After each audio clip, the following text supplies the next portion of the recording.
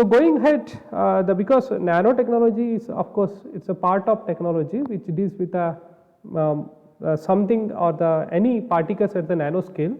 If you want to understand the basic or fundamentals of nanotechnology, then what is important is nanomaterials, because nanotechnology, when you talk about it, is nothing but all attributed to nanomaterials. All properties or all application of nanotechnology is attributed to nanomaterials, because nanomaterials, when you synthesize, of course they will be applied in nanotechnology, because in the syllabus now it is differently mentioned, nanotechnology, nanomaterials and nanowires, like that. I am going in that order, but understand nanotechnology is nothing but now it is of nanomaterials which are applied in various technologies to make that nanotechnological application.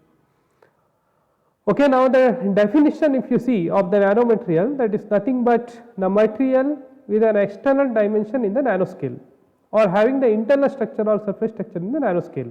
As I already told you, that range of length that varies from 1 to 100 nanometer. 1 to 100 nanometer. Now let me tell you that 10 to 100 nanometer, that is now total, I mean 1 to 100 nanometers total, it comes in the nanomaterials, but below 10 nanometer, that is quantum dot. So mostly, I mean, of course there will be some variation, but mostly below 10 nanometer they are considered as quantum dots. Okay, this is a definition of nanomaterials, the materials which are having the size in the range of 1 to 100 nanometer, but below 1 nanometer is also fine, of course it will be considered, but it will go to a different scale, that is all, like picometer it may be. So now coming to the properties of nanomaterials, see properties, it is now the fundamental thing what you have to understand in nanomaterials is, it is their properties. Their properties, you know, it varies, every time it varies, it can be any one nanoparticle you talk about, based on methods of synthesis, based on structure, or based on little bit size difference, or based on composition or surface changes or charge, or how you made it, or what are the things you have added during the preparation of it. These are all the factors which affect the properties of nanomaterials. So the properties of nanomaterials change every time, it go on changing. Suppose you synthesize some ferrite nanoparticles or simply iron nanoparticles you have synthesized from some method, or I can call some by reduction method you have synthesized using some citric acid or sodium acetate. Next time you just added tulsi to that while synthesizing that. Tulsi means, or any mint you have added, or any plant material you added. Next time, of course you will get nanoparticle at the same size maybe, but the property will be completely different. So each time property varies, but only thing is what is the challenges you should be able to reproduce. By one method you have synthesized, next time when you synthesize by the same method, you should be able to get the same nanomaterials. Properties varies, and that is the interesting part of nanochemistry or nanomaterials, because you can control the properties of it based on its size, synthetic method, composition. So now we will see how these nanostructures have different properties than the bulk materials. This is the principle behind, I mean the basic advantage of synthesizing nanostructures, because the properties are completely different than the bulk material. So and these properties are attributed to its structure, like you can call it a small size or high surface area, all these things. So all properties, it is all size dependent properties. Whatever most of the physical properties, chemical properties we talk about, it is all size dependent, because as you go on decreasing the size, it may be metal, metal oxide, whatever. So nanoparticle will start gaining different types of properties. It can be thermal properties, mechanical properties, optical properties, electrical properties, or magnetic properties. So it is all because of size, so or the surface area or the particle nature. So all these things. As I already mentioned here, I mean properties are attributed to various facts. So how you synthesize, what kind of composition you make, what are the surface charge, what are the surface morphology, all these things, how the aggregation takes place, all these things matter. So in summary, if I want to say, these properties are attributed to the size.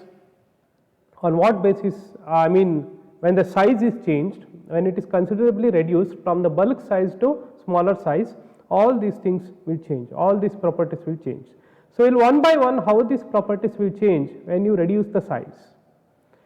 So, one is the catalytic property. So, now for any example you take, you do any reaction, maybe reduction of nitro to amino compound. You start with some nitro compound and you take some tin or iron, correct, iron particle, you put it in the reaction flask and put HCl and you reflux it. So, nitro will be converted to amine. Now, what I say, instead of taking iron particle in the bulk size or iron granules, or it can be tin granules or tin big size particle, you take nanoparticles. So, you check the reaction, what happens, how the reaction time changes.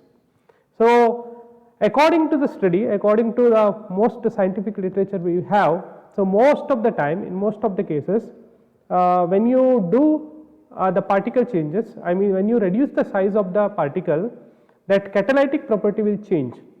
What happens? Catalytic property increases. So, you can see here particle diameter and reaction rate. Okay. So, reaction rate is enhanced. So, when you reduce the particle size, that means reaction goes faster when the particle size is very small. Why this is? Because of increased surface area. So, when you cut down the particle from the bigger size to smaller size, the surface area to volume ratio, if you check, there will be a high surface area. So, bulk material which we have is having in total will be having smaller surface area when you compare to the one which you have cut into small pieces, and there will be greater absorption, that is why the catalytic property will be improved. This is one phenomenon which you notice when you make nanoparticles from the bulk material. Catalytic property increases, that is it is enhanced, reaction goes faster at the nanoscale. And how about thermal property, melting point temperature? If you see that the melting point of the bulk material is higher compared to the nanoparticle. When you reduce the particle size, slowly the melting point temperature goes down. This you can easily understand because there is in a bulk material there will be close association of the molecules, there will be overlap of the orbitals, but when you cut down, when you bring down the size, there will be separation of all those, there will not be much interaction between the particles because now they are cut down, and you have reduced the size to so much that to the level of 10 raised to minus 9, that is nanoscale. That time that I already told you that comes in the atomic level almost. So, now you have a set of discrete energy levels which will not overlap with others. So, now automatically melting point will comes down. So, another thing very applicable is its electronic properties. I mean most of the semiconductors play very much important role, the designing of semiconductors, all those. So, electronic properties, electrical conduction if you talk about, this is because of if you want to see that valency band and conduction band, some are conductors, some are semiconductors, some are insulators. It depends on the distance between conduction band and valency band, or the energy separation between conduction band and valency band. If the separation is very low, then they act as very good conductor, and when the separation increases, it can start behaving as the semiconductor, then finally insulators. So, this you observe in the synthesis of nanomaterial. In the bulk material, as I already told you, they are in close vicinity, right. So, energy levels overlap from one atom to other atom. So, what happens? The conduction band, valency band distance gap, what we call as energy gap, will be very much low. So, what happens when you reduce the particle size? So, now all you are separating, correct? There will not be much overlap between the two atoms, or the overall overlapping will decrease. Then what happens? The energy gap goes on increasing. So, at the end you see the nanoparticle will be having the set of discrete energy levels or separate distinct energy levels. That is why the energy gap between the conduction band and valency band increases. That is why these will lose the electrical conductivity. So, if it is a good conductor, the bulk one is the good conductor, then at the end it may become a semiconductor. So, this is where the semiconductor, I mean the beautiful phenomena comes into picture, how some conductors start behaving as semiconductors when you reduce the size. So, because that is the reason it is very well applied, very much applied in advanced electrical field. Okay.